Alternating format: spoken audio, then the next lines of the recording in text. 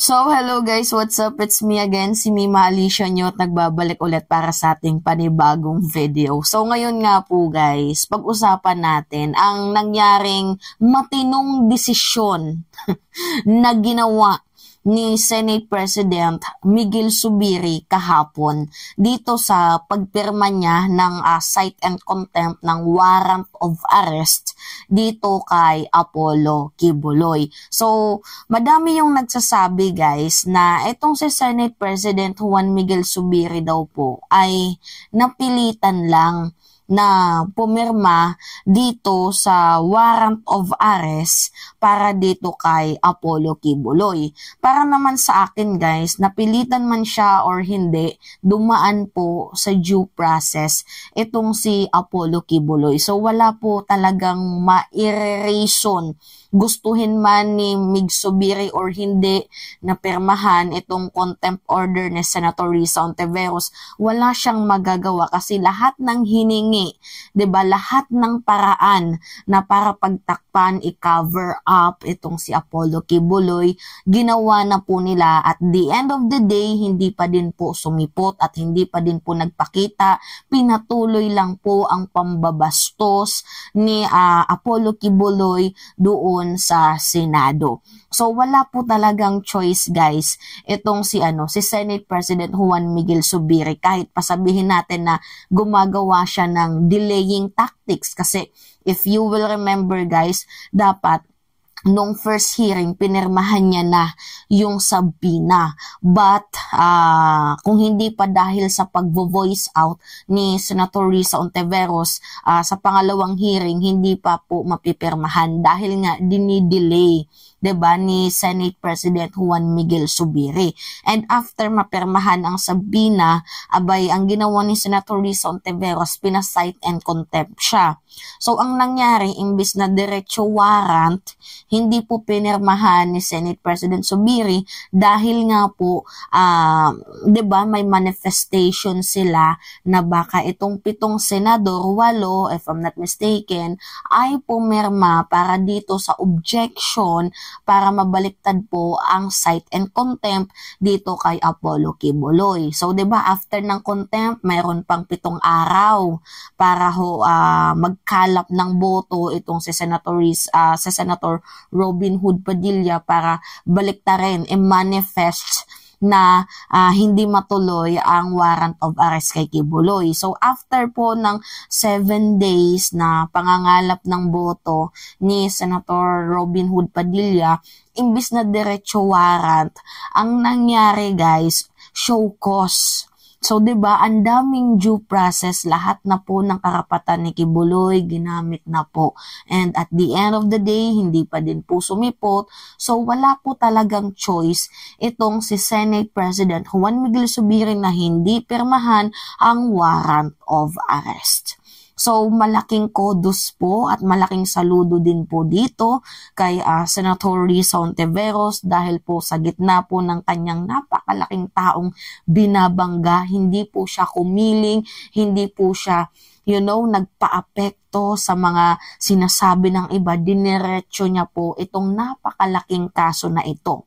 So, madami man po ang humihila sa kanya pababa, ipinagpatuloy niya itong hearing na to, and finally, meron na pong napuntahan. And because of our voices, 'di ba, yung boses ng taong bayan, boses ng mga vloggers, kung hindi po dahil sa atin, hindi din po makakamit ito ni Senator Risa Hontiveros. Kasi nga madami po tayong sumusuporta para malaman natin ang totoong katotohanan. So ngayon guys, panoodin natin ang balita. Ito balita galing sa UNTV kahapon. As far as we're concerned, we complied with the due process. Ginawa po namin lahat. Ayaw talaga pumunta dito ni Pastor Kibuloy. So, again, with due respect, my signature is ministerial on that part to release the arrest warrant. Pinirmahan na ni Senate President Juan Miguel Dig-Zubiri ang arrest order laban kay Kingdom of Jesus Christ o KOJC leader Apollo Kibuloy. Dito inaatasan ng Senate Sergeant at Arms sa ipatupad ang arrest order laban sa religious leader. Paliwanag ni Senator Zubiri, pagrespeto ito sa desisyon ng Senate Committee on Women, Children, Family Relations and Gender Equality na pinamumunuan ni Senate Deputy Minority Leader Risa Hontiveros na hindi nakumbinsi sa paliwanag ni Kibuloy kung bakit hindi ito dapat arestuhin at idetine sa Senado. Sinubukan din anya nila ng back-channeling talks para padaluhin si Kibuloy pero ayaw umano talaga nitong humarap sa Senado. Kung mag-comply lang po sila, pumunta sa dito, we'll ensure him that it will be fair, that his rights will be respected, that there will be no harm that will come to him. We can guarantee that he'll be safe in the Senate when he visits, and of course, respect his decisions and his answers. Kasi if he, of course, invokes his right to self-incrimination, we have to respect that. Ikinatawa naman ni Senator Hontiveros ang pag-aproba sa arrest order. Walang karapatan si Kibuloy yurakan ang dignidad ng Senado. Ang pangpapastos niya sa institusyong ito ay hindi talaga dapat palampasin. Higit na pasasalamat sa lahat ng mga testigo na naglakas loob na makilahok sa dambuhalang labang ito. Ayon kay Senator Hontiveros, handa siyang agad na magpatawag ng pagdinig kahit sa session break sa oras na maaresto si Kibuloy. Wala po akong schedule umalis ng bansa. Sana si Kibuloy din hindi tumakas, kaya nga't nauna na akong nanawagan sa Bureau of Immigration, bantayan yung ating mga borders para hindi doon makatakas si Kibuloy. Sa ngayon, wala pong komentaryo o reaksyon ang kampo ni Kibuloy patungkol dito.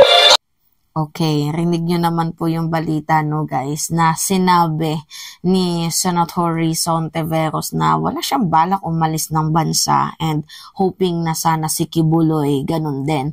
And isa pa po guys, nabanggit back channel talks. So, ito pong back channel talks na to, hindi naman po ito illegal, kagaya ng ginawa ni former Senator Antonio Trillanes back channel negotiation doon sa China. So back channel talk guys kasi 'di ba hindi naman po kayang resolbahin ni Senator Risa Hontiveros itong maayos ng pakikipag-usap dito kay Kibuloy. So ang ginawa nila, they tried ibang ways para kausapin o jukin itong si Kibuloy na umattend sa Senate hearing through back channel talks, and hindi pa din po effective. Pinakita niya pa din po na parang siya ay above the law, 'di ba? Pinakita niya din po na parang wala siyang kinakatakutan, so that itong si Senator Senate President Juan Miguel Zubiri ay napilitang pumirma na. Well, para sa akin actually kaibigan niya si Kibuloy, feel ko din na napipilitan itong si Senate President, pero dahil nga sa boses ng mamamayang Pilipino, and alam ko na din na natatakot siya na baka someday ma-issue itong kanyang ginawa, leading na para hindi na siya iboto ng mamamayang Pilipino, so that inaano niya pa din yung career niya, sinisave niya pa din kasi people voice matter at all. 'Di ba? So anyway guys, this is a good improvement, and also meron din tayong nakalap na balita according dito sa Impact Leadership na mayroon pong press release ang Department of Justice. So sabi dito, ang korte po ay nagsimula na po sa proceeding laban dito kay Kibuloy at sa mga associates. So ito pong kaso na to is ukol po doon sa dismiss na kaso doon sa Davao na nung inungkat nila, nung binuksan nila, dismiss doon sa DOJ ng Davao, pero nakitaan naman po nila ng probable cause. So yun po yung inaakyat nila doon sa korte. So anyway guys, masyado kasing madilim dito. Ang ng background ko, no, parang ang dilim. I think kailangan ko atang palitan yung damit ko ng kulay white. Kasi parang feeling ko mas professional kasi tingnan if black yung background ko, So ngayon, ay dumating din yung order ko mga uniform. Ang nangyari, parang lahat dumilim, buti na lang puti yung upuan ko, no? 'Di ba? So, baka sa susunod na araw kulay white na yung damit ko para magmukha namang no, maaliwalas kasi ang dilim talaga, guys. So anyway, it's me again, si Mima Alicia nyo, nagbabalik ulit para sa ating panibagong video.